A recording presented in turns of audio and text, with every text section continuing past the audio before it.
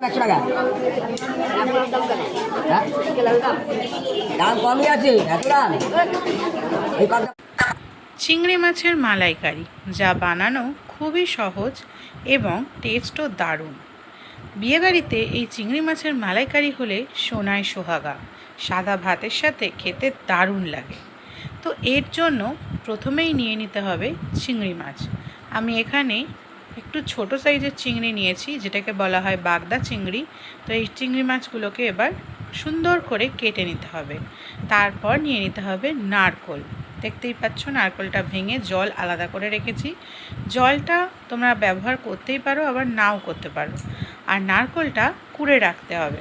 আর এই দেখো চিংড়ি মাছগুলো এখানে সুন্দর করে ছাড়ানো হয়ে গেছে। সুর পা এগুলোকে কেটে দেওয়া হয়েছে।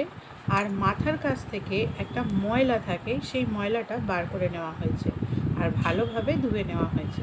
আর এই চিংড়ি মাছ কাটার ভিডিও যদি তোমরা দেখতে চাও আমাকে কমেন্ট বক্সে জানিও, অবশ্যই আমি তোমাদের দেখাবো। তো দেখো চিংড়ি মাছগুলোকে তো নিয়ে চলে এসেছি। তারপর নুন, হলুদ আর একটু লঙ্কার গুঁড়ো দিয়ে দিলাম। এবার ভালো করে চিংড়ি মাছগুলোর গায়ে মাখিয়ে নেব। আর এই দিকে কড়া গরম হতে বসিয়ে দিয়েছি। কড়াই দিয়ে দেব খাঁটি সর্ষের তেল। আর এইখানে দেখো নারকেলটা আমি কুড়িয়ে নিয়েছি। আগেই বললাম নারকেলটা কিন্তু কুড়িয়ে নিতে হবে। এখান থেকে নারকেলের দুধ তৈরি করে নেব। তার আগে প্রথমে কড়াতে যে সর্ষের তেল দিলাম গরম হয়ে গেলে একে একে চিংড়ি মাছগুলো দিয়ে দেবো। চিংড়ি মাছগুলো খুব লালচে করে কিন্তু ভাজার কোনো দরকার নেই। আর খুব লালচে করে ভাজলে কিন্তু রান্নার টেস্টও খারাপ হয়ে যাবে। তো হালকাভাবে এক পিঠ ভেজে নিতে হবে। ভাজা হোক ততক্ষণ আমি এই দেখো নারকেল কোড়ার ওপর গরম জল করে রেখেছিলাম, গরম জলটা দিয়ে দিলাম। পরিমাপ মতো নেবে, যতটা দুধ তোমরা নারকেলের থেকে বের করতে পারবে। আর এইদিকে দেখো এক পিঠ ভাজা হয়ে গেছে হালকা করে, আর এক পিঠও কিন্তু হালকাভাবে ভেজে নিতে হবে। তো ভাজা হতে থাক, এরপর আমি নারকেলের দুধটা তৈরি করে নিই। দেখো চিংড়ি মাছগুলো কিন্তু ভালোভাবে ভাজা হয়ে গেছে। এবার এগুলোকে তেল থেকে তুলে নেব একটা প্লেটে। আর এই দেখো মিক্সিং জারের মধ্যে ওই গরম জল সমেত নারকেলের কোড়াটা দিয়ে আমি জাস্ট একবার ব্লেন্ড করে নিয়েছি। ব্লেন্ড করে নেওয়ার পরেই দেখবে খুব সুন্দর ব্লেন্ড হয়ে যাওয়ার পর এই রকম একটা ছাঁকনির মধ্যে বা বড় ঝাঁকনির মধ্যে তোমরা ঢেলে দেবে নারকেলের কোড়াটা। আর ওখান থেকে চেপে চেপে একটা চামচে করে চেপে চেপে এইরকম দুধ বার করে নিতে পারবে। এরপর মেন রান্নাটা শুরু করা যাক। দেখো তেল গরম হয়ে গেছে। সর্ষের তেল, যেটা চিংড়ি মাছ ভেজেছিলাম সেই তেলের মধ্যেই দিয়ে দেবো গোটা গরম মশলা, যার মধ্যে রয়েছে 2টো এলাচ, ছোট এলাচ, আর রয়েছে 2টো দারচিনির টুকরো আর 2টো লবঙ্গ। এরপর একটু নাড়িয়ে চাড়িয়ে নিয়ে আমি এখানে দিয়ে দেবো পেঁয়াজ, আদা, রসুন আর শুকনো লঙ্কার পেস্ট দিয়ে দিলাম। এবার খুব সুন্দর করে মশলাটাকে কিন্তু কষিয়ে নিতে হবে। মশলা যত কষানো যাবে রান্নার টেস্ট ততই বাড়বে। দেখো এখানে তেল ছাড়তে শুরু করে দিয়েছে অলরেডি। এরপর আমি এর মধ্যে দিয়ে দেবো হলুদ গুঁড়ো, আর দিয়ে দেবো লাল লঙ্কার গুঁড়ো, ঝাল বুঝে অবশ্যই দিতে হবে। আর দিয়ে দেবো সামান্য একটু জিরের গুঁড়ো। দিয়ে দেখো এখানে আবারও তেল ছাড়তে শুরু করেছে। দিয়ে দিতে হবে অবশ্যই যে জিনিসটা, সেটা হচ্ছে সর্ষে বাটা। হ্যাঁ, আমি এখানে সাদা সর্ষে বেটে নিয়েছি।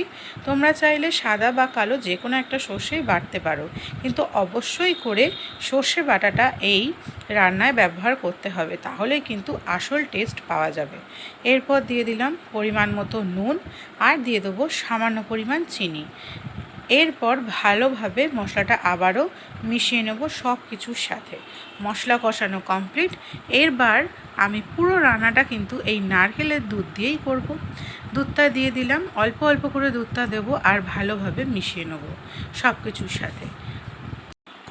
এই দুধটা যখন অল্প একটু ফুটতে শুরু করবে তখন আবারও আমি বাকি দুধটা কিন্তু দিয়ে দেবো। এইভাবে অল্প অল্প করে দুধটা ব্যবহার করতে হবে।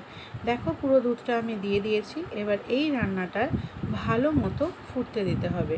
আমি এর মধ্যে গ্যাস ওভেন আস্তে করে দেবো, মানে মিডিয়াম টু লোতে করে দেবো, আর ঢাকা চাপা দিয়ে দেবো।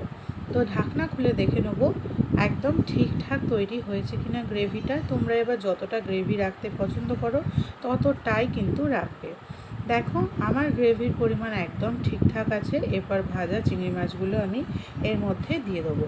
আমি এখানে বাগদা চিংড়ি দিয়ে করছি, তোমরা চাইলে গলদা চিংড়ি বা একদম ছোট চিংড়ি দিয়েও কিন্তু করতে পারো, খেতে কিন্তু একই হবে। তো এরপর চিংড়ি মাছ দিয়ে আবারও ফুটিয়ে নেবো, তাই ঢাকা চাপা দিয়ে দেবো, নিয়ে আরও 5 মিনিট এপিট ওপিট করে ফুটতে দেবো। 5 মিনিট হয়ে গেছে, আমি ঢাকা খুলে দিয়েছি।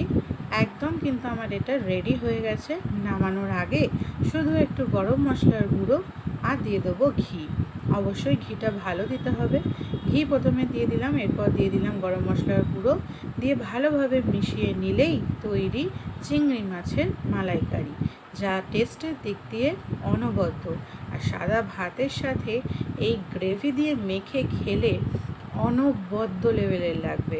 তোমরা কারা কারা ভালোবাসো এই চিংড়ি মাছের মালাইকারি দিয়ে সাদা ভাত খেতে, অবশ্যই কিন্তু আমাকে কমেন্ট বক্সে জানিও। আজকের রেসিপিটা তোমাদের ভালো লেগে থাকলে লাইক কমেন্ট শেয়ার করতে ভুলো না। আর যারা নতুন আমার চ্যানেলটা প্লিজ সাবস্ক্রাইব করে দিও। রাজশ্রীস কিচেনের সাথে থেকো, পাশে থেকো। দেখা হচ্ছে নতুন কোনো ভিডিও নিয়ে, ততক্ষণের জন্য পাশে থাকো। Thank you so much. দেখা হচ্ছে নেক্সট কোনো নতুন রেসিপি নিয়ে।